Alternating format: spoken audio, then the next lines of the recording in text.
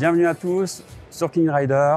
On est toujours au Pro Days 2024 à Toulouse et on est sur le stand de Arcade. Et je suis avec Clément qui va nous parler un petit peu d'Arcade, de voir en fait que Arcade, c'est pas juste un fabricant de vélos comme les autres, c'est aussi une grande usine, il me semble, c'est ça?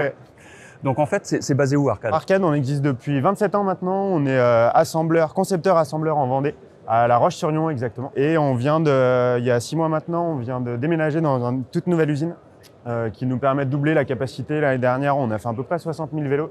Et dans notre nouvel écrin dans lequel on a déménagé, au même endroit, à La Roche-sur-Yon, on va pouvoir monter à 120 000 vélos. Ok, donc c'est des vélos qui sont siglés Arcade comme on a là, mais ça peut aussi être des vélos que vous fabriquez pour d'autres marques, c'est ça? Tout à fait. On a un réseau de revendeurs dans lequel on vend les vélos à l'unité tels que vous les voyez ici sur le stand. Okay. Mais le gros de nos marchés, c'est vraiment des vélos personnalisés qu'on fait pour différentes cibles, à la fois pour les collectivités, pour les services location longue durée ou les services en libre service, et aussi beaucoup pour les loueurs touristiques ou pour les vélos de fonction pour les entreprises. Ok, donc des flottes finalement un peu. Exactement, des flottes personnalisées aux couleurs de nos clients. On a des possibilités de peinture jusqu'à 600 peintures. On a l'atelier de peinture ultra moderne, tout automatisé au sein de la nouvelle usine qui nous permet de peindre les cadres au cahier des charges de nos clients et de mettre les stickers aussi de nos clients selon leur charte graphique. Ok, bah c'est top.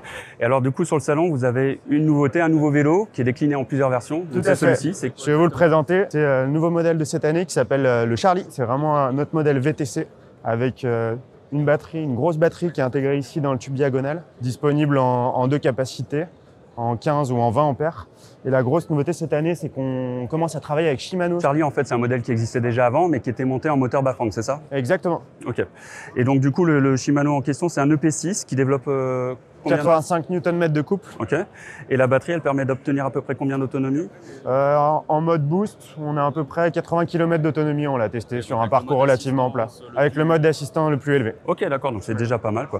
Et après, on a le choix entre les dérailleurs. Ouais, je vais vous expliquer la montée en gamme. En fait, on a 3 types de transmissions sur ce modèle. Okay. Pour la version, on va dire entrée de gamme, on est parti sur le nouveau dérailleur Q's spécifique vélo électrique pour avoir une transmission plus robuste en 9 vitesses. Okay. Après, on monte en gamme avec un Nexus 5 qu'on n'a pas ici. Il est en test là-bas. Donc là, c'est avec la transmission dans le moyeu. En fait, ça évite tout ce qui est saleté, tout ça, les déraillages et tout. Exactement. Okay. Et on a référencé le moyeu Nexus 5 spécial e-bike, beaucoup plus robuste là aussi, qui permet de supporter le couple du moteur central.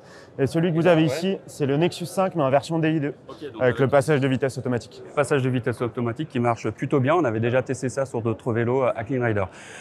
Après, au niveau de l'assise et tout ça, est-ce qu'il y a des options? Est-ce que la tige de selle est rigide sur tous les modèles? La tige de selle est assez spécifique, elle est rigide sur tous les modèles, car on a développé notre propre tige de selle qui a une forme triangulaire. Okay.